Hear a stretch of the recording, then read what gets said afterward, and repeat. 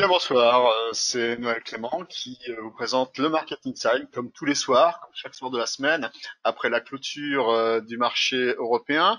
Vous avez donc devant vos yeux le rappel légal, nouvelle mouture, et nous allons commencer immédiatement donc par le S&P 500. Alors, déjà, XTB et toute son équipe vous apportent déjà beaucoup d'informations hein, clés pendant toute la journée avec Reda Boutika et son Good Morning Market de 9h15 et le live training de 15h15 animé tantôt par lui, tantôt par moi. Aujourd'hui, c'était moi. Et présentement, donc, le Market Inside de 18h30. Nous sommes aujourd'hui mardi 14 avril. Nous nous retrouverons dès demain, mercredi. Et nous parlerons aujourd'hui, comme prévu, du S&P 500, de l'euro-dollar et du sucre. Si nous avons le temps. Mais c'est vrai que j'ai aussi envie de revenir sur le pétrole, puisqu'il y a quand même beaucoup de nouvelles données dessus, et c'est un sujet très important, et sur l'or. Alors demain, mercredi, on abordera le DAX, le platinum et le cuivre. Et donc avant de commencer, nous allons tout de suite regarder la clôture justement du marché européen, puisque le CAC 40 vient de clôturer à 4524,67 avec une hausse de 0,4% et le DAX, lui, a clôturé à 10 696,56 en hausse de 1,25%. Et donc, c'est vrai qu'il y a eu un petit souci de cotation aujourd'hui qui s'est réglé donc assez rapidement. Ça arrive de temps en temps, c'est déjà arrivé sur Euronext. Et bon, j'espère en tout cas que pour vous, donc ça n'a pas posé de problème. Alors, le S&P, vous l'avez actuellement en H4, donc en données 4 heures. Une fois n'est pas coutume. Alors, tout de suite, nous allons regarder. C'est vrai que très récemment, nous avons beaucoup parlé donc de structures en épaule et d'épaule inversées. Elles ont toutes fonctionné. Sur notamment ici le DAX, le S&P 500, excusez-moi. Vous avez ici la partie gauche une épaule, la partie ici une tête et la partie ici une épaule de droite. Alors, cette épaule de droite, c'est une épaule complexe. C'est d'ailleurs ce qui avait jeté un petit peu le doute sur cette structure, savoir si elle allait fonctionner ou pas. Bon. Alors, la partie rouge ici, c'est une zone de résistance, d'ailleurs, qui sert aussi donc de ligne de coup. La ligne de coup, c'est justement la limite au-dessus de laquelle, eh bien, normalement, nous devrions avoir donc le développement de cette structure haussière. Et cette structure haussière, d'ailleurs, je vais enlever donc ce rond, qui nous permettait de voir que ici, nous avons une épaule de droite qui s'arrête à peu près au niveau du milieu de ce rectangle rouge, qui est donc une zone, on va dire, de ligne de coup, une zone de résistance. Et si on reproduit, eh bien, cette partie-là à la hausse, eh bien, nous avons un objectif. C'est d'ailleurs pour ça qu'il y avait ce premier trait ici. Et l'objectif, eh bien, nous disait quoi? Ben, il nous disait simplement qu'à partir du moment donc, où nous franchissions cette ligne de coup, nous avions l'objectif qui nous envoyait sur les 2820 et 2830. Et nous y sommes. Donc ça veut dire que là, ça a fonctionné sur cette première partie. Il y a une deuxième qui est beaucoup plus ambitieuse, qui elle donc part de la tête et qui nous enverrait donc sur des prix qui seraient quand même autrement plus haut. Et là, pour le coup, il va falloir donc combattre avant tout donc une autre zone qui va être très résistante, qui est donc celle-ci, qui est à 2888, 2890, qui était avant donc un support, comme vous le voyez ici, et qui est maintenant donc une résistance et qui est d'ailleurs symbolisée par le gap qui n'a encore pas même été attaqué, enfin sauf juste avant donc la baisse. Donc, il faudra voir donc comment se comporte le marché. En tout cas, ce qui est intéressant, c'est que les US ont énormément d'avance par rapport au marché européen. D'ailleurs, entre guillemets, donc les US justement, donc ils ont commencé donc la saison des résultats. Alors bon, c'est mitigé puisque par exemple donc vous avez Wells Fargo qui a donné donc des résultats inférieurs aux attentes. Mais enfin, dans cette période, c'est assez compliqué de se baser sur les attentes puisque tout le monde connaît donc le souci de la crise sanitaire mondiale que nous avons. Et JP Morgan aussi, d'ailleurs, aussi a donné des résultats mauvais entre guillemets. Johnson Johnson, lui, par contre, a donné donc des résultats excellents. Donc c'est une entreprise donc spécialisée dans la chimie. Bon, Ce qui est surtout le curseur qui va donc tirer le marché actuellement, c'est surtout l'idée que la confiance est basée sur le fait que beaucoup de pays aujourd'hui donc ont eu des chiffres en baisse concernant les cas déclarés de coronavirus, des décès se sont également vus moindres que par le passé, et du coup, c'est vrai qu'au niveau de l'optimisme, forcément, ça se traduit donc sur les cours. Donc c'est essentiellement donc ce qui tire aujourd'hui le marché. Alors, nous avons parlé également donc du dollar, alors de l'euro-dollar. Pardon, mais quand on regarde donc ce type de graphique qui est sans aucun artifice, sans aucun élément technique, aucune moyenne mobile, aucun oscillateur mathématique, c'est assez compliqué de pouvoir se faire une idée de où on va. Et la seule chose que l'on pourrait faire éventuellement, bah, c'est tout simplement donc de tracer ici une sorte de triangle symétrique. Et lorsque l'on trace ce type de triangle, comme son nom l'indique, c'est un triangle qui ne donne aucune direction.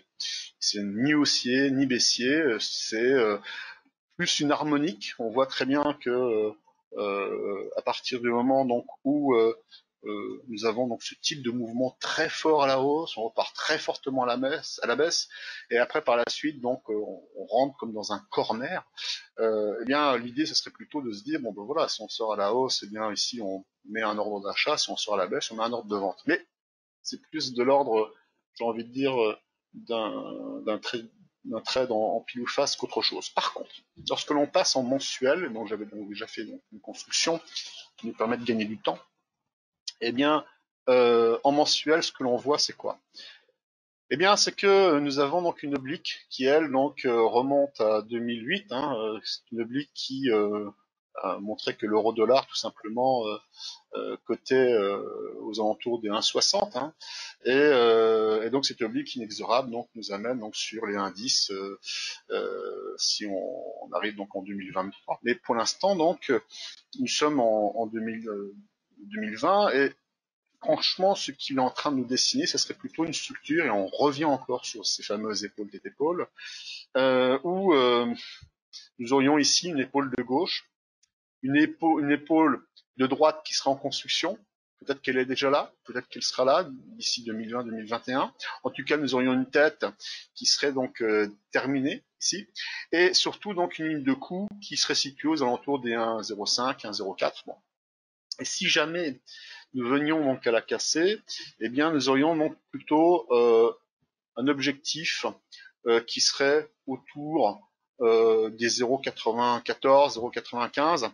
Et très honnêtement, donc ce ratio hein, d'euro-dollar fait que forcément donc ça taille la part belle justement au dollar, puisque le dollar donc fait plus office de d'actif refuge, et les investisseurs aujourd'hui donc s'ils veulent mettre leur argent donc en protection, ils ont plus tendance à le mettre sur du dollar, ce qui fait que forcément l'euro-dollar, à partir du moment donc où eh bien il augmente, hein, le ratio diminue, et donc forcément donc l'euro-dollar donc plonge. Et c'est vrai que le côté proactif de la Fed, des administrations aux États-Unis sont plus dynamiques hein, que ce qui se passe en Europe, et ceci pourrait expliquer cela. Voilà. Donc, nous allons passer directement justement sur le pétrole, puisque c'est un sujet qui a beaucoup intéressé surtout sur ce week-end, sur les réductions de quantité de pétrole pompé. Et quand on regarde donc en daily, je ne veux pas revenir sur ce qu'on avait déjà vu, hein, ces fameuses moyennes mobiles qui sont très baissières. Par contre, on va regarder donc directement sur la partie horaire en 1 heure. Et je ne sais pas si vous vous souvenez, donc il y avait justement donc cette idée de voir encore une fois une épaule. On dit très, j'avais vu l'autre fois, donc c'est le festival des épaules tête épaules.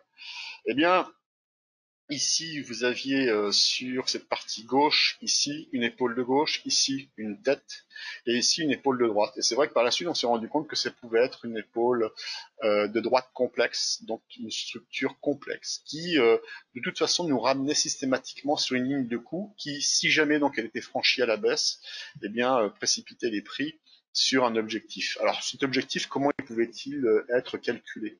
Eh bien, il pouvait être calculé donc au travers de cette projection-là, ici, avec cette tête, que l'on renvoyait donc ici en dessous de la ligne de coup, c'est comme ça que ça fonctionne. Hein. Et donc l'objectif que l'on pouvait lire, eh bien, se situait aux alentours des 19, 19, 20, 20 dollars. Précisément là, il nous envoie donc sur 19, 40, 19, 50. Bon. Est-ce qu'il va y aller en direct? Ce qui s'est déjà passé, c'est que vendredi, la question posée était est-ce que nous avons bien cassé cette ligne de coup? Est-ce que effectivement cette épaule est en train donc de se faire? Bien oui, maintenant on a la réponse. On a même fait un backtest, d'ailleurs on l'a même percé, on a percé cette ligne de coup, on est revenu au-dessus, mais on est bien reparti donc en baisse. Et là aujourd'hui, même si on a une réaction haussière, même si elle venait à se faire, il est assez peu probable qu'on revienne donc sur 24 dollars, puisque nous avons maintenant c'est déjà les moyennes mobiles. Donc pour rappeler, donc la violette, elle est donc c'est une moyenne mobile à 55 périodes. L'orange, c'est la moyenne mobile à 144 périodes, et la marron, elle est à 377. Elles sont toutes baissières. Et on avait vu aussi donc sur les points théoriques qui avaient été développés d'ailleurs sur l'analyse matinale, c'est que lorsqu'on a un croisement haussier, bien sûr c'est haussier. Lorsqu'on a un croisement baissier, évidemment c'est baissier. Et lorsque nous avons donc des non-croisements, et c'est typiquement donc le cas de ce qui se passe actuellement, et c'est d'ailleurs ce qui s'était passé aussi à l'époque lorsque le pétrole avait tenté un rebond aux alentours du début mars, quoi, fin février, début mars, eh bien, il avait fait donc des non-croisements entre la 55 et la 144, et encore plus a fortiori donc avec la 377, et donc nous avons été précipités vers une baisse où on a perdu voilà 30 dollars. Bon, évidemment, on va pas en perdre autant, à moins que le pétrole passe en négatif, comme l'obligataire. Mais l'idée, donc, c'est qu'effectivement, cette zone-là, nous avons eu donc des non-croisements haussiers, et donc forcément, maintenant, vous avez une orientation qui est assez dramatiquement baissière.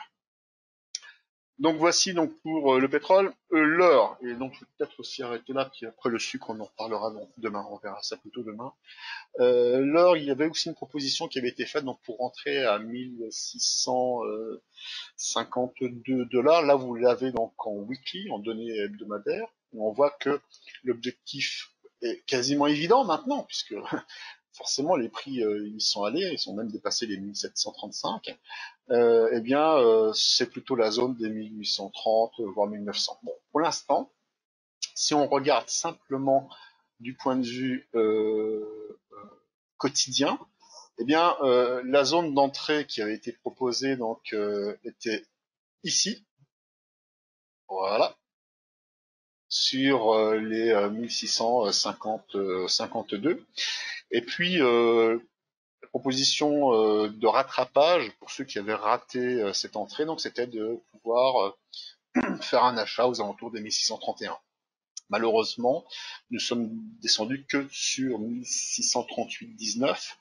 Mais bon, l'intérêt c'est quoi? C'est que si effectivement on ne rentre pas en une fois, on rentre en 3/4, donc on peut rentrer donc toujours dans un mouvement haussier non idéal. Un deuxième, donc lorsque l'on a un repli, un troisième sur un niveau idéal. Il se trouve que le niveau idéal à 1731 donc n'a pas pu être attrapé. En tout cas, la proposition qui a été faite donc à 1652 a permis donc une entrée donc à l'achat avec un premier objectif à 1695 donc qui a été atteint, et le deuxième objectif donc il arrive lui il est beaucoup plus haut, il est à 1830.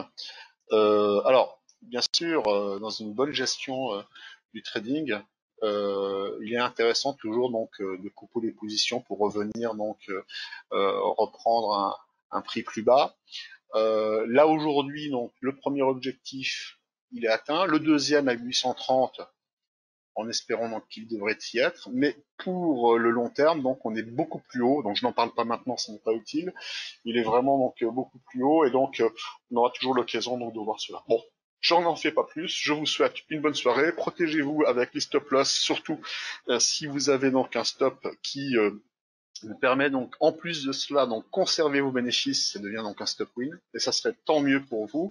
Et je vous propose donc que l'on se retrouve demain. Je vous souhaite une bonne soirée, et donc voilà, je vous souhaite donc de bons trades d'ici là. Au revoir.